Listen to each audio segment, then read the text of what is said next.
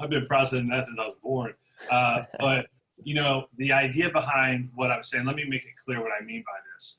So we go to the movies and we watch Captain America, and we watch, you know, Iron Man and Thor. He's not really a man. He's immortal. But, and see, there's Iron Man. But we watch these guys. We watch, you know, Hugh Jackman, you know, be, you know, the Wolverine. And we watch Rocky Balboa, you know, take punches in the face like 5,000 times. He gets up. He's like, yo, what's up, man? Got this, man. I'm going to kill it, man. I'm going to win it. And he wins. You know, we watch football players bang their head against each other in the trenches.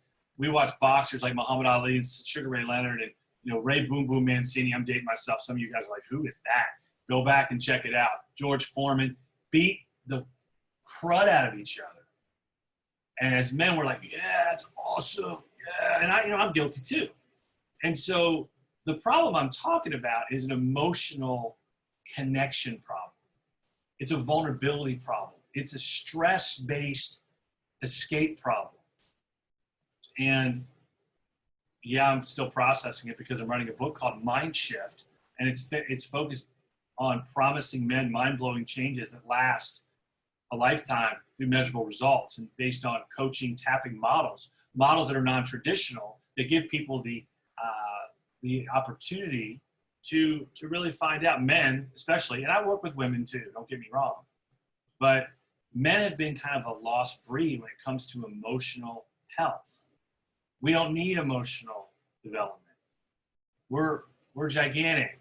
We're colossal. We can climb buildings in a single bound. We can take a bullet to the head. We're above the norm. We don't have problems. Now people will say, well, PTSD, but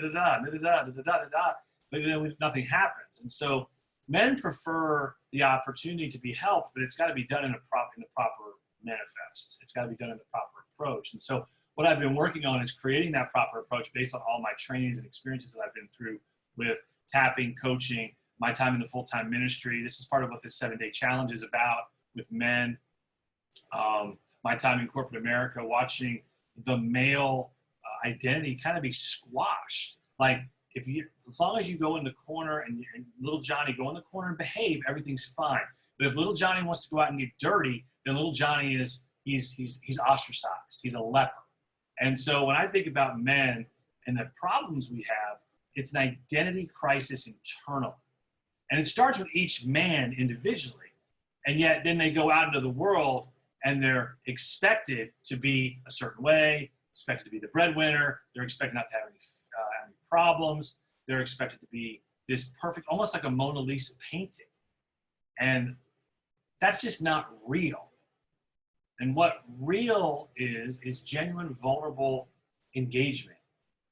You know, we love the battles on TV. We love the battles. We love the movies. We love, you know, The Last Dance with Jordan and Pippen and all of their great teamwork and camaraderie. But I wonder what it would be like if we loved just men for being just courageous in their heart, courageous in their soul, courageous in their drive, not just with God, but with just general intent.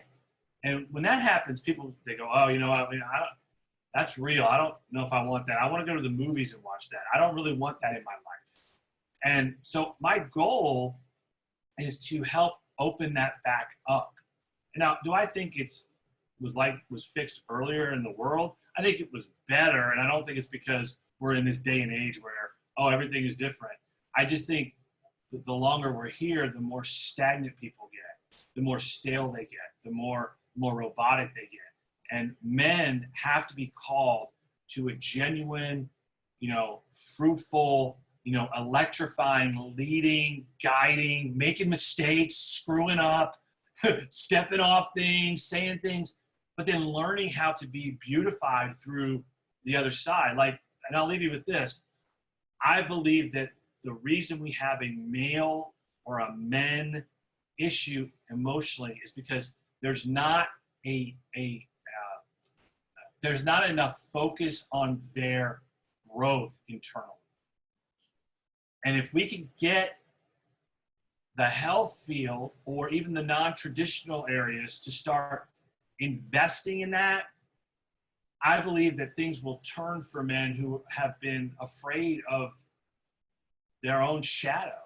And I'm one of them. I've been afraid of my own shadow before.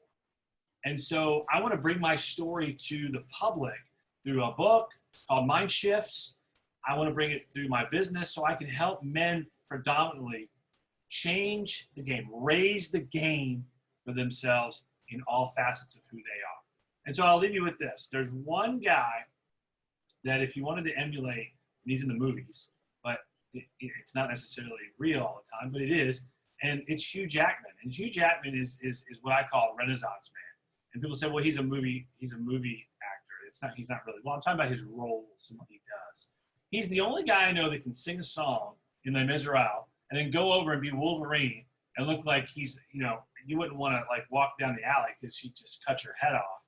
And then go from there to The Greatest Showman and sing again and back to Wolverine. So what's my point? We need men who are willing to step out of their comfort zone and work on their internal stressors that are creating avoidance, they're creating alcohol, addiction uses, abuse, all kinds of things that we as a society must face